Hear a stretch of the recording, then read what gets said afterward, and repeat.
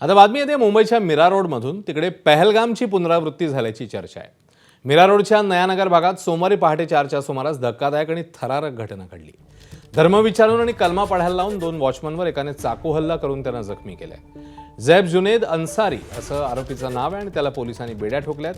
झैबने केलेल्या भीषण हल्ल्यात वॉचमन सुब्रतो सेन आणि सुपरवायझर राजकेशर मिश्रा हे जखमी झाले आहेत. झैब अन्सारी राहत असलेल्या मीरा रोडच्या अस्मिता रिजन्सीमधनं एटीएसने त्याला अटक केली.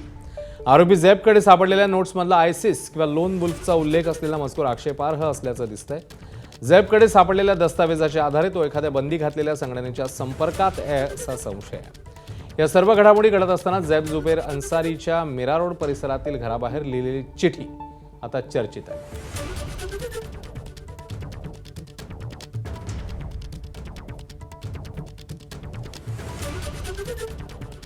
या सर्व घडामोडी घडत असताना झैब जुबेर अन्सारीच्या मीरा रोड परिसरातली घराबाहेर लिहिलेली ही चिठी आता चर्चेत आली आहे. आरोपीने त्याच्या घरावर काही उर्दूतली वाक्य लिहिली आणि वाक्य वाचल्यावरच अन्सारीच्या घरामध्ये प्रवेश मिळत होता. ही चिठी जुबेर अन्सारीने हाताने लिहून दारावर चिकटवली होती.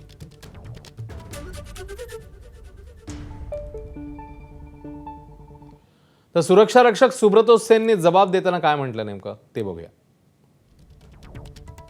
27 तारखेला पहाटे 3 वाजण्याच्या सुमारास आरोपी झैब सेन यांच्या जवळ आला. त्याने मशिदीचा रस्ता विचारला. रस्ता सांगितल्यानंतर त्याने सेन यांना मशिदीचं नाव विचारलं. मशिदीचं नाव न सांगता आल्यानं तू हिंदू आहेस का असं झैबने विचारलं. सेन यांनी होकारार्थी उत्तर दिल्यावर झैब अन्सारी तिथून निघाला. पहाटे 4च्या सुमारास सेन चहा पिण्यासाठी एका टपरीवर गेले.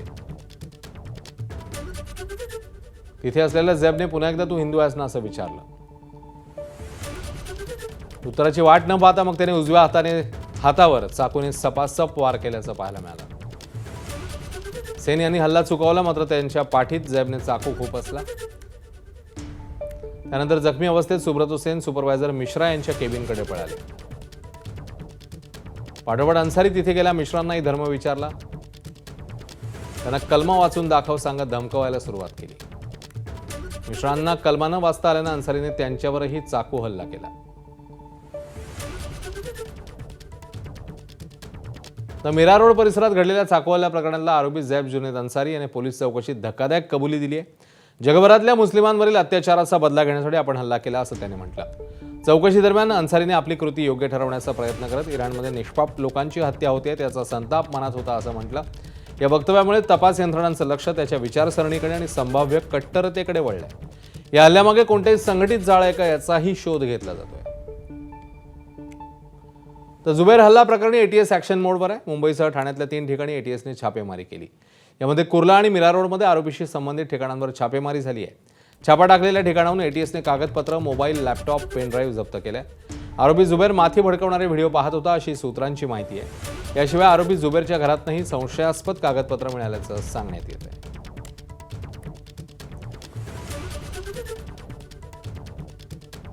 तर चाकू हल्ला करणाऱ्या आरोपी अन्सारीच्या शेजारच्यांनी काय म्हटलंय ते बघूया.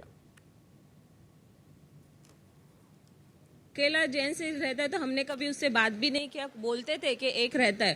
अभी पड़ोसी है तो ऑफकोर्स सेक्रेटरी और वॉचमैन ने ही बताया कि एक रहता है. बस हमने कभी उनसे बात नहीं किया. कुछ नहीं नहीं कुछ नहीं. इधर बंद ही रहता था. शायद दरवाजा ही बंद रहता था हमेशा. हमको कभी आइडिया नहीं वो कब आते कब जाते. आपको इस बारे में कुछ पता चला क्या हुआ था, कैसे क्या ये सब पूरा घटना हुआ? हाँ वो कल हुआ. मेरे को कल पता चला 12 बजे. आप जानते थे उस व्यक्ति, कभी उसको मिले? नहीं कभी नहीं मिला. कभी उसको देखा था घर पे? नहीं आए उधर तो कभी नहीं देखा मैं.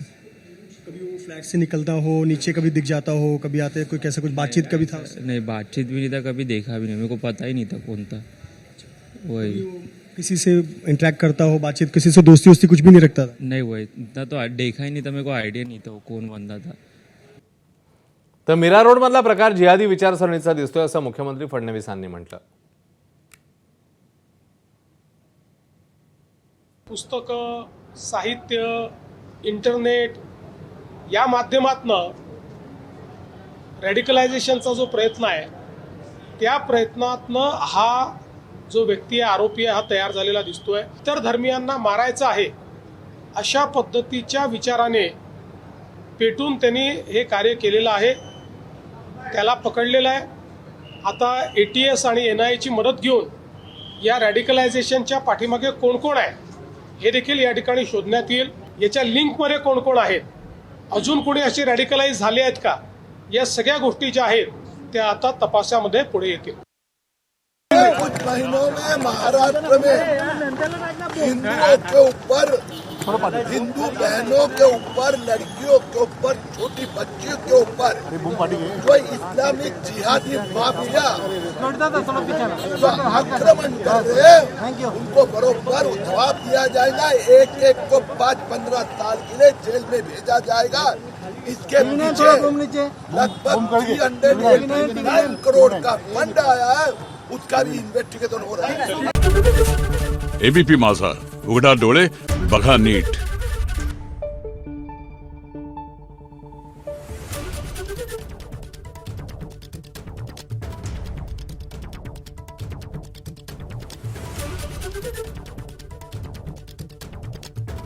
Thank you.